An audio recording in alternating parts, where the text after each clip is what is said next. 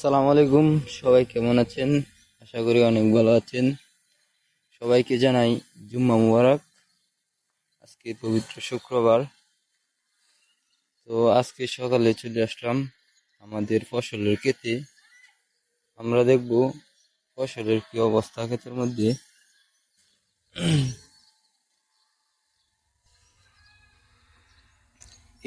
এদিকে দেখতে পাচ্ছেন আলু ক্ষেত। আলহামদুলিল্লাহ আলু ক্ষেত অনেকটা সুস্থ এবং আলু ক্ষেতের চারাগুলো কিন্তু অনেক বড় বড় হয়ে গেছে। এবং আমরা অন্যদিকে কিন্তু আমরা রসুন লাগিয়েছিলাম। রসুনের চারাগুলো কিন্তু হালকা পাতলা বড় হয়ে গেছে। এই যে চারাটা দেখতে পাচ্ছেন, এটা কিন্তু রসুনের চারা।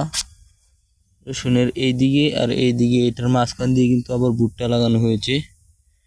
যে একটা চারা আর একটা চারা, এই দুইটা লাইন রসুনের, আর মাঝখান দিয়ে কিন্তু ভুট্টা লাগানো হয়েছে। এই পর্যন্ত ভুট্টা লাগানো হয়েছে, এটা সবটা। আবার এদিকে আলু ক্ষেতের মধ্যে কিন্তু ভুট্টা গাছ যায়নি। আসলে রসুন কিন্তু কিছুদিন পরেই তোলা হবে, এই জন্য কিন্তু ভুট্টা গাছ লাগানো হয়েছে। রসুন গাছ তোলার পরেও ভুট্টা গাছ থাকবে। আলু গাছ কিন্তু অনেকটাই সুস্থ এবং স্বাভাবিক আছে। আস্তে আস্তে বড় হয়ে যাচ্ছে, কিছুদিনের ভিতরেই মোটামুটি ভালো বড় হয়ে গেছে। আর যে এই যে এইটা কিন্তু আমাদের মরিচ গাছ, মরিচ ক্ষেত এটা। আর এটা হচ্ছে আলু ক্ষেত।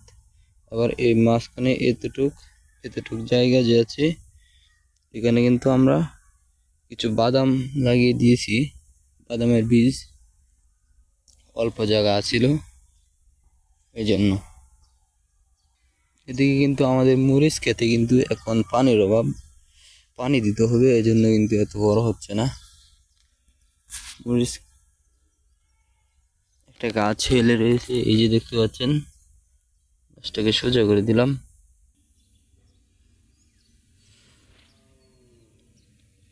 মরিচ ক্ষেতে এখন পানির অভাব, আমরা 2-1 দিনের ভিতরে পানি দেওয়ার ব্যবস্থা করব।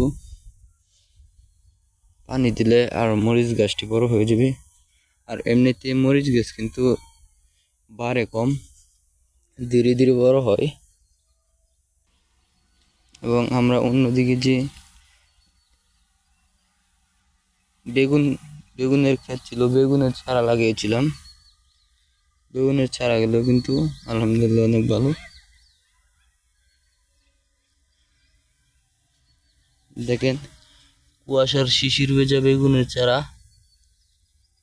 আগের যে পাতা ছিল বেগুনের, সেই পাতাগুলো কিন্তু ঝরে পড়ে গেছে, কারণ এক জায়গা থেকে আরেক জায়গায় উঠানো হয়ে আনা হয়েছে।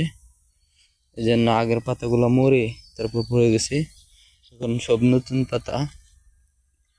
এই যে দেখতে পাচ্ছেন, একটা পাতা লাল, এই পাতাটা কিন্তু আগের।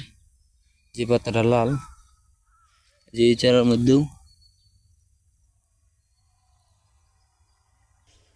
এদিকে কিন্তু সবটাই ভুট্টা লাগানো হয়েছে। এদিকে যে ময়দান জায়গাটা দেখতে পাচ্ছেন, সবটাই ভুট্টা লাগানো হয়েছে।